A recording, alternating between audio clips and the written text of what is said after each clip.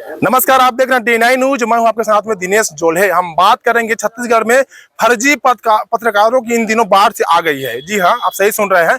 Baramkela block में अभी हाल ही में सरपंच जो है लगातार परेशान है। सरपंचों को परेशान कौन कर रहा है? कौन है फर्जी पत्रकार? नाम है दिनेश जायसवाल। आप देख सकते हैं यहाँ पर उनके नाम पर बाकायदा 96 सरपंच पहुंचे हैं शिकायत देने और एसपी दफ्तर में शिकायत दिए हैं।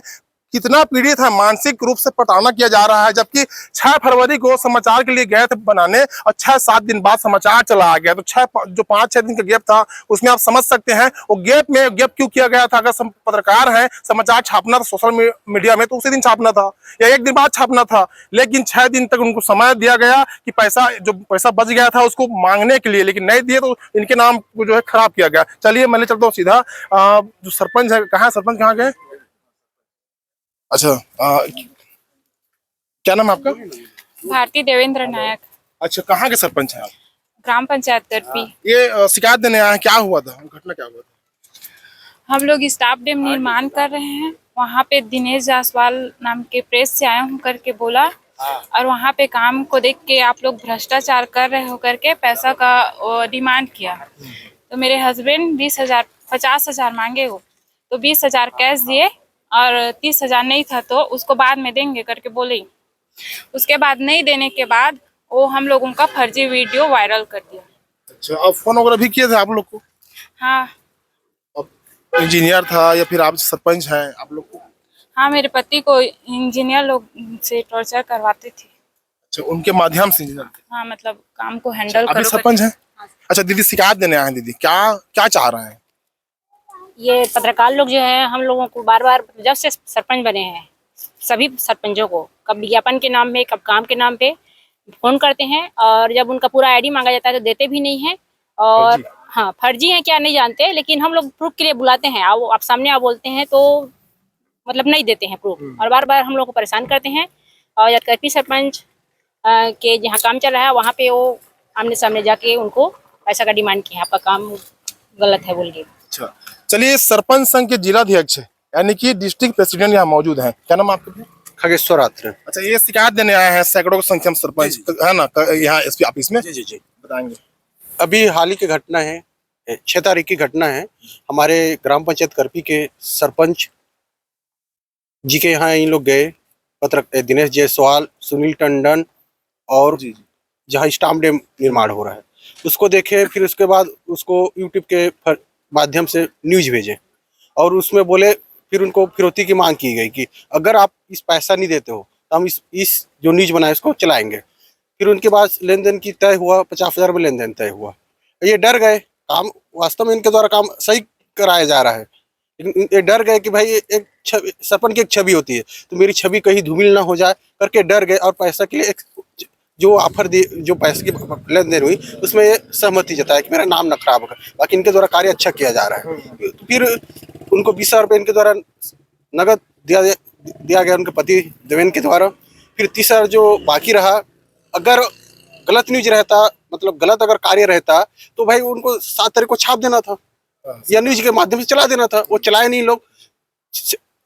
फिर 11-12 तारीख को लोग न्यूज चलाना चालू किया जब इनको पैसा मिला तब।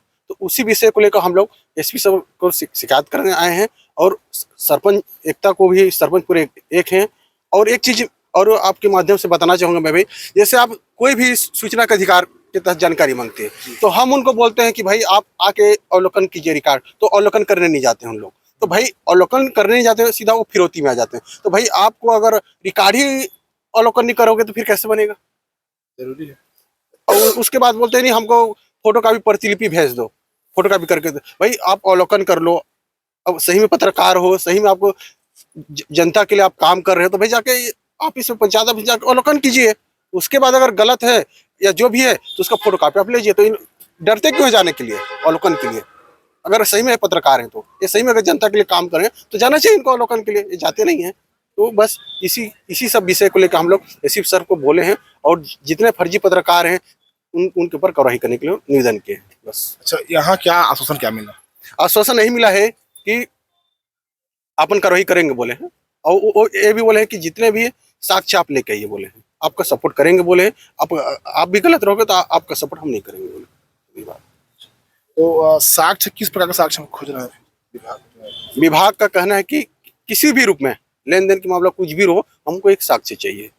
तो कैश दिए हैं जो पीड़ित सरपंच हैं, तो फिर साक्ष्य कहाँ से लाएगा? साक्ष्य जो जिनके ऐसे नहीं कि अकेला तो नहीं दिए हैं, दो तीन, हाँ, और लोग मजदूर थे, दो तीन लोग थे, वो 2-3 लोग बयान देंगे जब कार्रवाई आगे होगी। तो क्या चाह रहे हैं? यहाँ हम लोग ये जो फर्जीवाड़ा हो रहा है, जो हमको निर्माण कार्य में परेशानी कर रहे हैं, उसको समझ जाओ। हम लोग सही जब काम कर रहे हैं, जनहित में हम लोग काम कर रहे हैं, सरपंच लोग, तो गांव के लोग सब देख रहे हैं, गांव के लोग कुछ नहीं बोल रहे हैं, गांव के लोग के लिए बना रहे हैं। कोई बाहरी आदमी के लिए तो हम लोग का निर्माण कार्य नहीं कर रहे हैं। गांव वालों को परेशानी नहीं है, उनको क्यों परेशानी है? इस बात को मेरे पास भी आए थे, मैं बुदबुदा का सरपंच प्रतिनिधि हूँ, मेरा चेक डैम के पास आए थे, तो मेरे को बोला गया, तो मैं उसको बोला कि भाई गांव वालों को परेशानी नहीं है तो आपको क्यों परेशानी है बोल के बोला। तो 1-2 दिन तक कुछ नहीं बोला। फिर मेरे जो इंजीनियर हैं उनको फ़ोन किया गया, उनको बात किया गया, मैं कुछ उनको नहीं बोला, पैसा के लिए बोला, बात कर लेते हैं बोला। फिर बोला मेरे से कुछ बात नहीं करना है, आप जहाँ जाना है चले जाओ, निर्माण में कुछ गड़बड़ी है तो उसकी जांच करवा लो। मैं इस टाइप से बात बोला तो वो मैं समझ जाओ वहाँ से चला गया। उसके बाद मेरे इंजीनियर पीओ सर लोगों से दबाव बना के मेरे को पैसे की मांग किया गया। फिर नहीं देने के बाद वो 2-4 दिन बाद वो न्यूज़ को मेरे को भेजा, उसके बाद वो चला रहा था। वो जो दिनेश कुछ था, दिनेश जायसवाल था, और कुछ एक सुनील टंडन नाम से कुछ आए हुए थे मेरे चेक डैम निर्माण के पास। कितने की बात है? ये लगभग 5-7 दिन हो रहा है। उसके बाद जब आए थे तो उस टाइम नहीं चला रहे थे, कुछ नहीं बोल रहे थे।